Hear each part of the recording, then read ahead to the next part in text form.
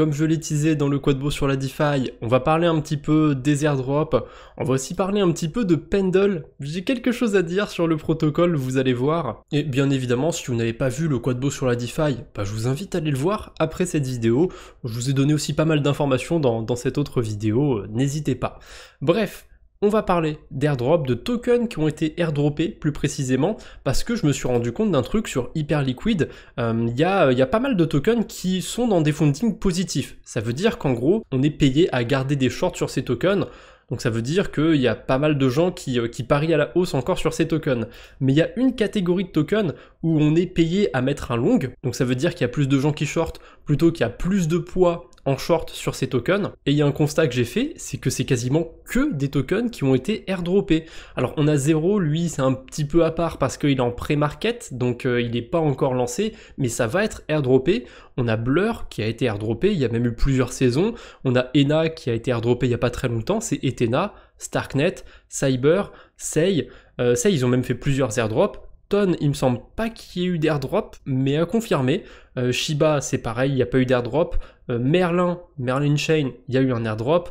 Ape, il y a eu un airdrop. Worldcoin, il n'y a pas vraiment eu d'airdrop, mais on peut aller scanner son iris pour avoir des tokens, donc ça s'en rapproche un petit peu.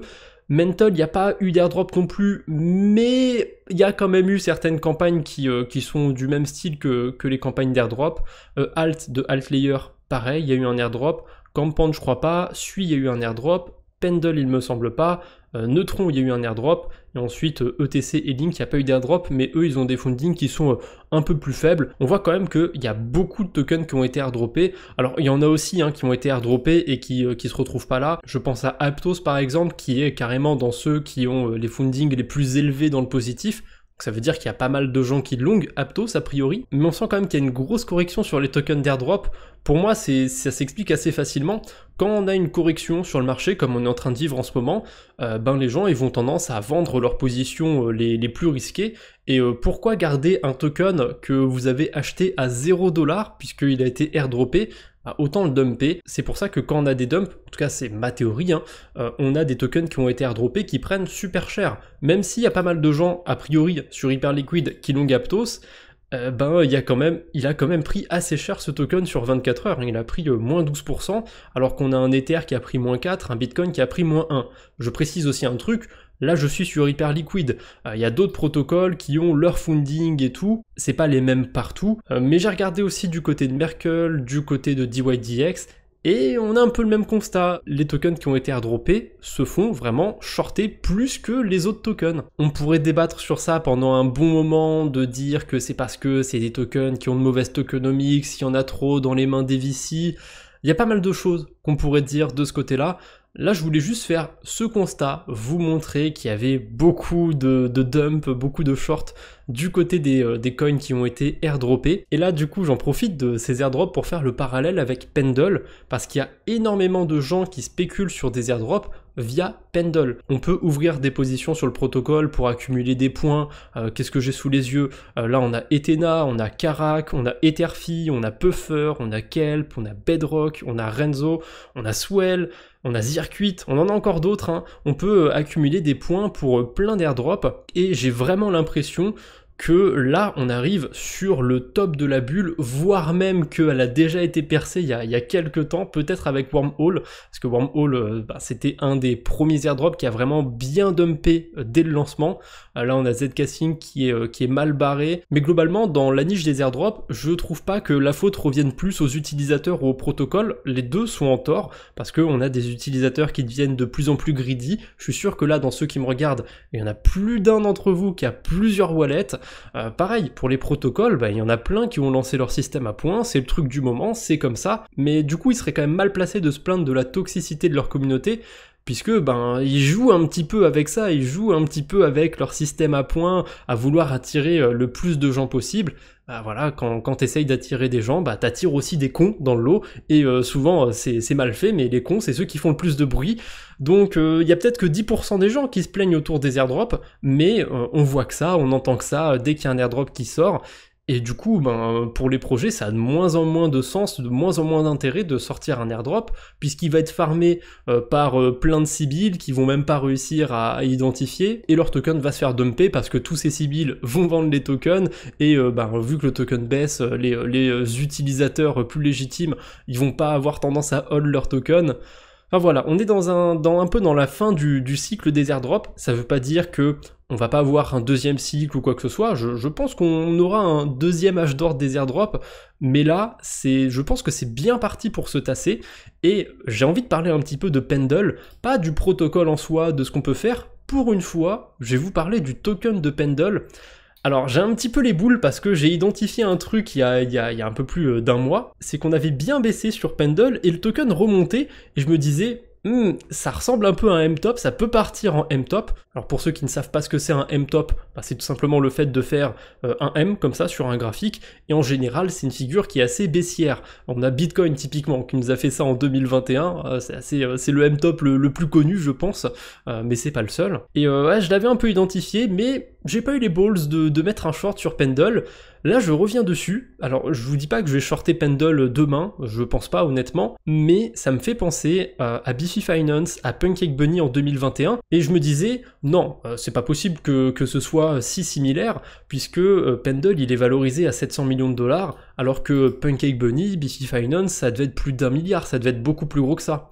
Eh ben, j'ai une très mauvaise mémoire, puisque c'était beaucoup moins capitalisé que ce que je pensais à l'époque.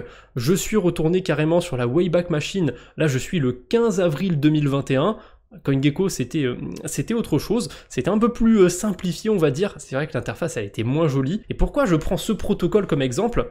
Eh ben en 2021 c'était un petit peu les débuts de la Binance Smart Chain, c'est même carrément le début de la Binance Smart Chain, et c'était la grosse arrivée des DEX aussi. Alors ça existait déjà les DEX, mais on a eu vraiment l'âge d'or de PancakeSwap, et il y a des protocoles qui venaient se greffer par-dessus PancakeSwap, notamment PancakeBunny. Et PancakeBunny, moi dans ma tête, à son ATH, il était à 1 milliard de market cap, quelque chose comme ça, et en fait, pas du tout, il était à 200 millions de dollars de market cap, et pourquoi j'avais retenu des milliards en tête? Parce qu'il y avait la TVL du protocole, l'argent qui était déposé dessus, là on était sur plusieurs milliards, je crois que Biffy avait atteint quelque chose comme 4-5 milliards, PancakeBunny je crois qu'ils avaient même atteint 6 ou 7 milliards, c'était complètement fou. Alors d'ailleurs je suis dégoûté, le graphique il marche pas en dessous sur la Wayback Machine, mais on voit quand même le token autour du 14 et du 15 avril, qui était autour des 400 dollars, il était rang 264.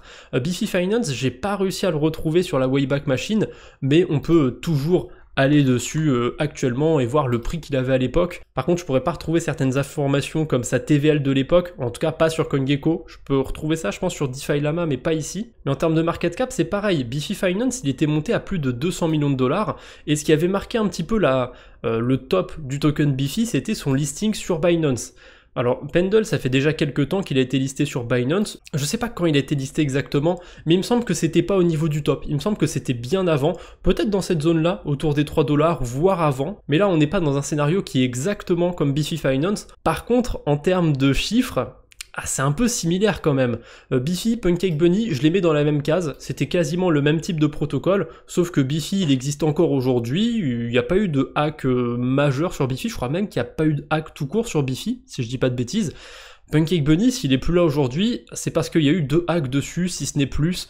Voilà, il n'a pas eu le même sort que Biffy Finance, aujourd'hui le truc est dead de chez dead, Biffy il est encore là, et on remarque un truc, le token de Biffy il pèse 23 millions de dollars, et il y a une TVL de 240 millions de dollars. C'est aujourd'hui, il y a 10 fois plus d'argent déposé que la valorisation du token. Et bah regardez, PancakeBunny il y a 3 ans, je suis presque sûr que Biffy Finance c'est exactement pareil, et au pire j'ai été flemmard, mais on peut aller vérifier si on croise les informations avec DeFi Lama. Mais bref, PancakeBunny à l'époque, sa TVL c'était à peu près 13 fois sa market cap. Donc on est à peu près dans le même ordre de grandeur, à peu près 10 fois sa market cap.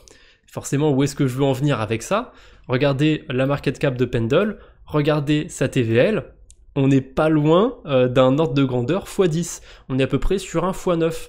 Donc, cumulé à ça, si on rajoute le fait que la bulle des airdrops elle arrive un petit peu, pour moi elle s'est éclatée, pour moi on a touché le haut de la bulle, après je peux me gourer, mais si c'est le cas, si on a touché le haut de la bulle, je pense que le token de Pendle va vraiment se faire pricer par rapport à ça. Alors oui, Pendle, il pourrait se lancer aussi sur du Real World Assets, sur d'autres domaines, etc. Mais pour l'instant, je suis désolé, Pendle c'est utilisé quasiment que par des farmers d'airdrop. Regardez les liquidités qu'il y a dessus, c'est quasiment que sur des pools autour de Etherfi, de Ethena, etc. Je sais que Pendle, c'est un token qui rentre dans la catégorie des Real World Assets, mais honnêtement, j'ai jamais compris pourquoi il était catégorisé là-dedans. C'est clairement un protocole qui vient dans la bulle des airdrops. Et ça me fait penser vraiment à ce que j'ai vécu sur 2021 avec Pancake Bunny, avec Biffy Finance.